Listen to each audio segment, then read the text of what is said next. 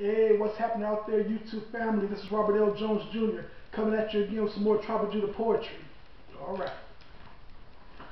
The first poem of the evening is entitled Guerrilla Poetry. Many of those madly charismatic utterances of some bombastic veracity would be hotly bubbling like volcanic lava inside of the soon-to-be erupting larynx of a wily antagonist on the loose. And without the harboring sanctuary of some forewarning protection from the undercover chatter of a tattletale talking informant, there would most definitely be the greatly molten explosion of a disenfranchised underdog's magmatic issues of combatant chants and the battle-waging mantras of assertive fury and aggression, which be a shooting up on high and be angrily illuminating the cerulean infinity of a hopelessly endangered welkin, and would violently incinerate a cumulous multitude of puffy distractions and overcasting hindrances that have been working overtime in their melancholic pursuits, in blindly eclipsing the lively Shekinah glow of that scintillating luminary of day-breaking virtue and radiating energy.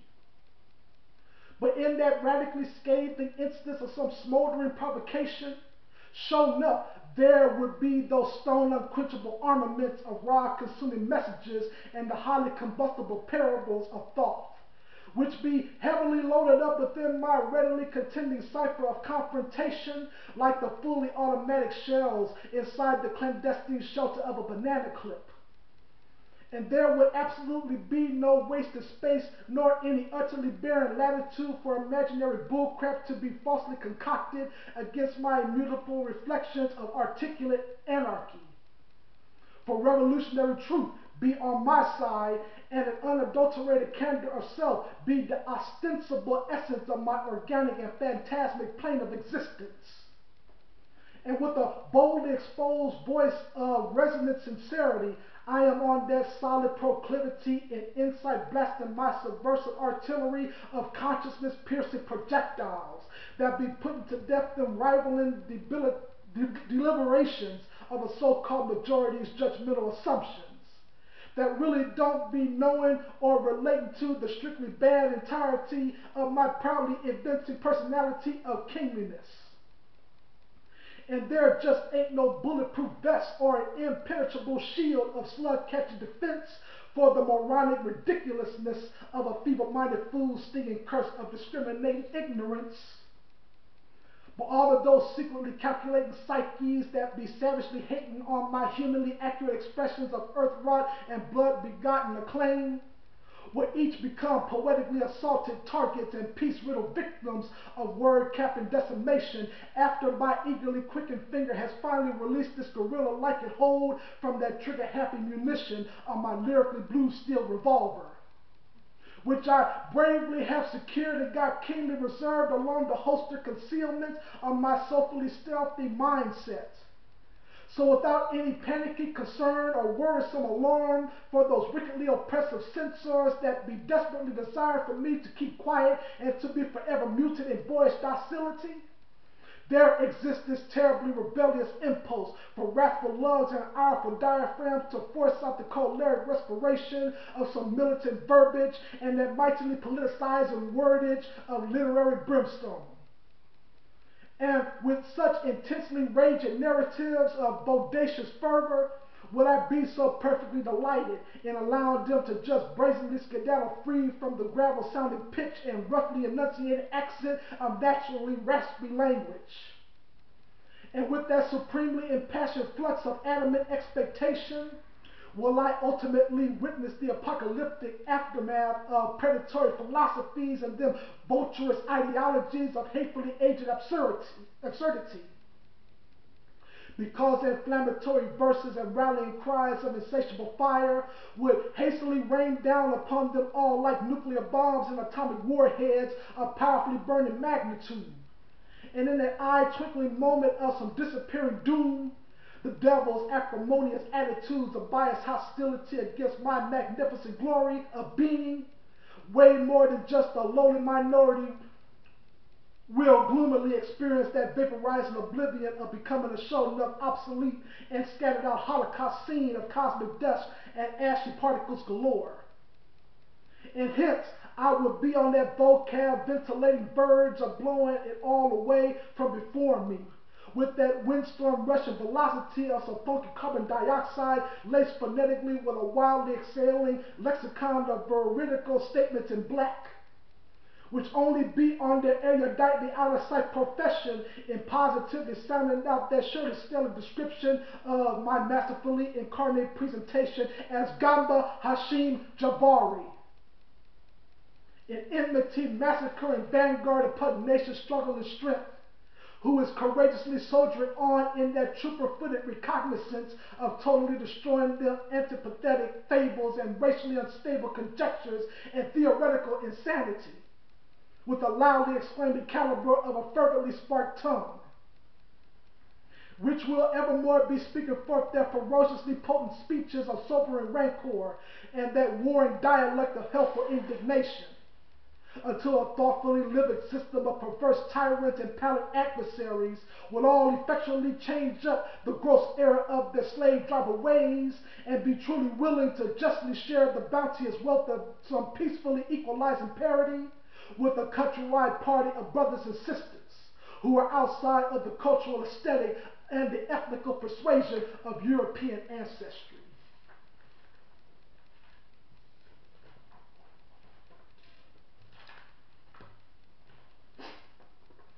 The second poem of the evening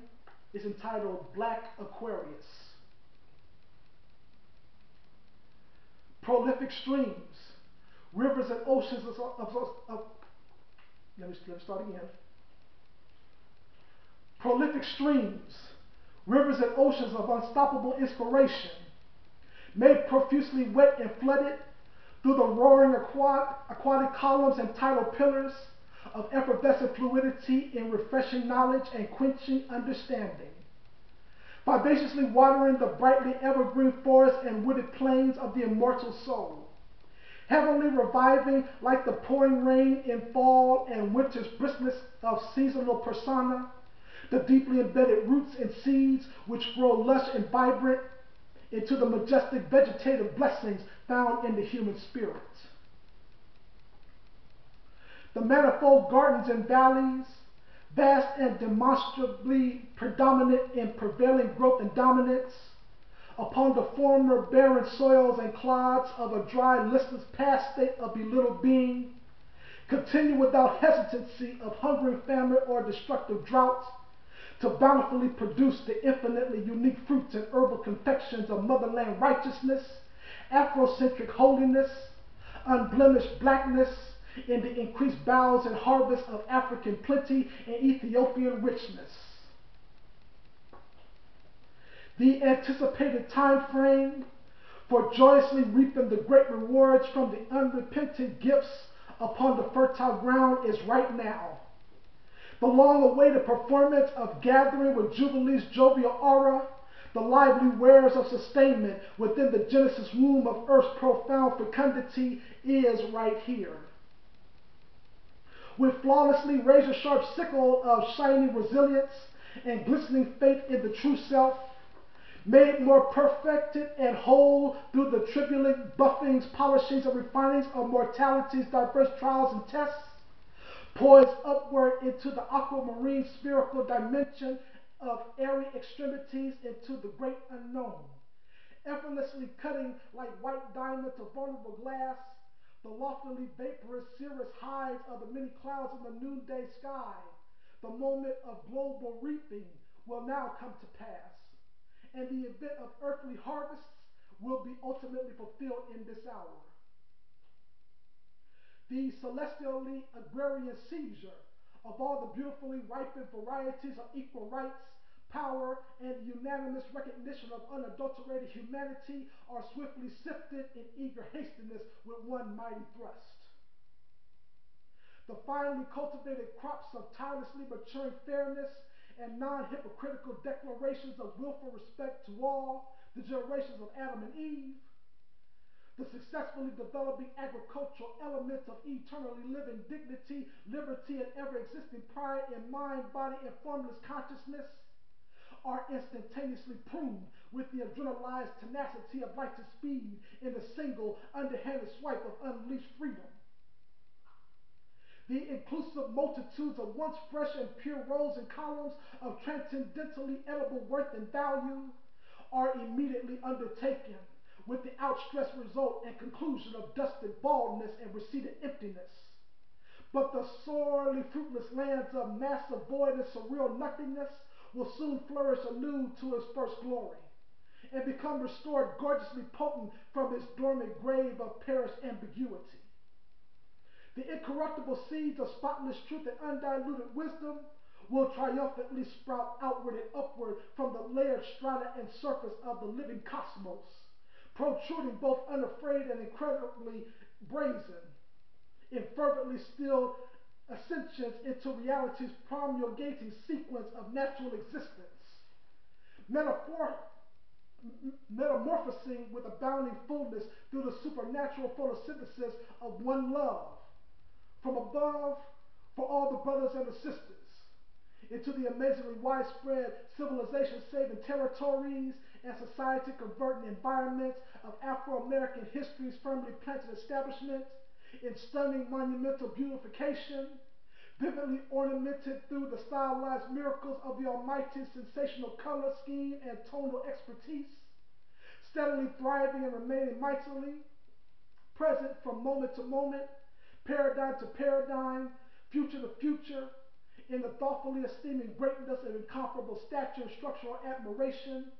through the flowing pools, habitats, and reservoirs of unfathomed endlessness called Black Aquarius. Thank you so much for listening to these poems. I hope you like what you heard. Please like, subscribe, comment, and share, and also donate to Tribal Judah Poetry. I really look forward to whatever feedback that you have out there, and you can even share your poetry in your comments, because I'm a lover of poetry myself. So yeah, please by all means do that. I really would like to see some more some poetry from you. So I'll be coming back at you with some more Tribal Judah poetry. In the meantime, I bid you shalom.